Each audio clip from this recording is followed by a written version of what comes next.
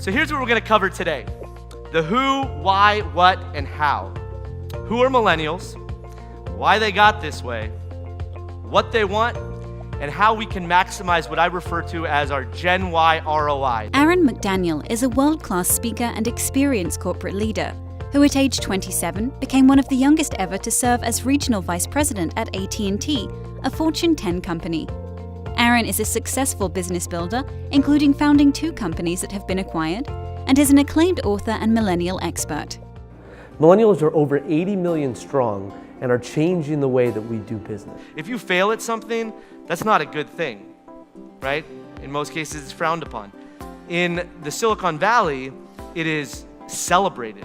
People are excited. Oh, you failed? That's fantastic. What did you learn from that process?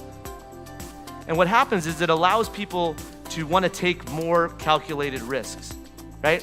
What about the whole idea of letting strangers ride around with each other in each other's cars? Kind of weird, right? There's Uber. How about letting people stay in people's houses? You want a stranger staying in your house? Airbnb. So those wouldn't have happened if there wasn't an environment to say, hey, it's okay to take calculated risks. And this type of thing really motivates a millennial employee. If they come to you with an idea that says, hey, this is something I think is good, if you can find a low-risk way for them to test it out, that is incredibly motivating for them because they get to explore something they're interested in and potentially contribute to your business. Aaron has appeared in top global media outlets including Forbes, Bloomberg Businessweek, Inc., US News and World Report, and many more. Aaron is the author of 2 acclaimed books on the topic of millennials, The Young Professional's Guide to the Working World and The Young Professional's Guide to Managing, with forewords written by best-selling authors and leadership experts Marshall Goldsmith and James Cousins.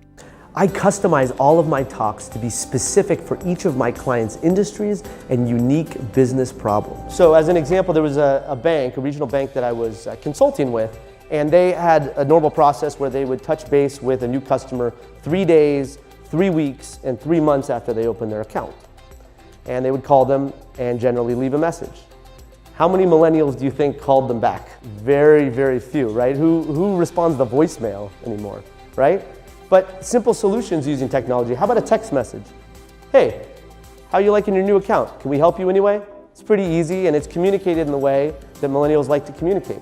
Aaron's clients include leading companies across a variety of industries including the Ritz-Carlton, Deloitte, Wells Fargo, and many more.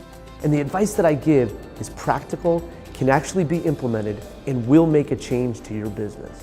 Here is what Aaron's clients have to say. First, recognition and more certificates and ribbons to put on a refrigerator is not the answer, okay? One of the best things you can do for a millennial to reward them is to give them more opportunity. Millennials will get on social media and literally touch hundreds or thousands of people within moments. And so gaining that loyalty has exponential effects. Millennials, they're used to from day one in school, everything was about a group. And I think that we are all very wary of what happens in a group. Does this look familiar to anybody? One person does 99% of the work. One person has no idea what's going on the entire time. One says he's going to help but doesn't. And then the other disappears at the beginning and doesn't show up. It's about typical, right? Sometimes leaders work in mysterious ways to teach us. If Daniel's son was a millennial, he would have left after painting the fence. So, as I was referencing before, finding the right way to explain the why behind something will go a long way in empowering a millennial. How are we explaining the what's in it for me, setting those expectations so that we're maximizing that return on investment from training someone and so they don't just leave a few months after? Why should you have Aaron speak at your next event?